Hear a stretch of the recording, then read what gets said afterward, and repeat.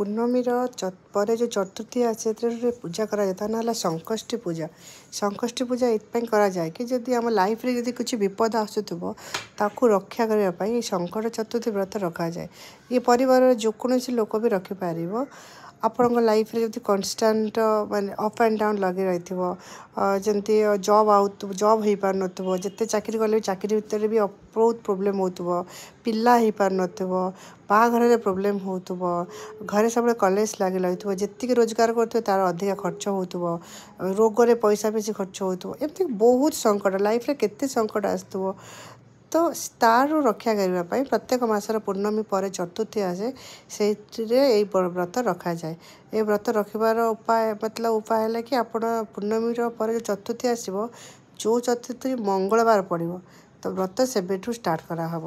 ଆପଣ କେତେ ଦିନ ରଖିବେ, ହାତରେ ପାଣି ଆଉ ଚାଉଳ ରଖି ଗଣେଶଙ୍କ ପାଖରେ ସଂକଳ୍ପ କରିବେ, ମୁଁ ଏତିଟା ବ୍ରତ ରଖିବି। ଆପଣ ଦେଖିବେ ବ୍ରତ ରଖିଲେ ଆପଣଙ୍କ ପରିବାରର ଯେକୌଣସି ସଙ୍କଟ ଆସୁଥିବ ସେ ଧୀରେ ଧୀରେ ନାଶ ହେଇଯିବ।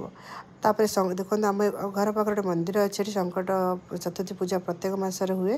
ଏଠି ଠାକୁରଙ୍କୁ ପ୍ରଥମେ ଅଭିଷେକ କରିବେ, ପଞ୍ଚାମୃତରେ ଅଭିଷେକ କରିକି ତାପରେ ତାଙ୍କୁ କ୍ଷୀରରେ ପଞ୍ଚାମୃତରେ ଅଭିଷେକ କଲା ପରେ ଚନ୍ଦନରେ ଅଭିଷେକ କରିବେ, ତାପରେ ତାଙ୍କୁ ଫୁଲରେ ପାଣିରେ ଫୁଲ ପକାଇ ଅଭିଷେକ କରିବେ, ହଳଦୀରେ ଅଭିଷେକ କରିବେ, ସିନ୍ଦୁରରେ ଅଭିଷେକ କରିବେ।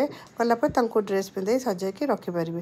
ଆପଣ ଯଦି ମନ୍ଦିରରେ, ଏଇଟା ତ ଆମ ଓଡ଼ିଶାରେ ପ୍ରାୟ ସନ୍ଧ୍ୟାବେଳେ ଅଭିଷେକ ହୁଏନି, ତେଣୁ ଆପଣ ନିଜ ଘରେ ବି ଗୋଟେ ଗଣେଶଙ୍କ ଛୋଟ ପିତ୍ତଳ ମୂର୍ତ୍ତି ଆଣିକି, ଛୋଟ ମୂର୍ତ୍ତି ଗୋଟେ ଆଙ୍ଗୁଳି ସାଇଜ୍ର ଆଣିକି ଘରେ ରଖିକି ବି ଆପଣ ବି ସେ ବ୍ରତ ଆପଣ ନିଜେ ଅଭିଷେକ କରିକି ପୂଜା କରାଇ ପାରିବେ, କିଛି ପ୍ରୋବ୍ଲେମ୍ ନାହିଁ।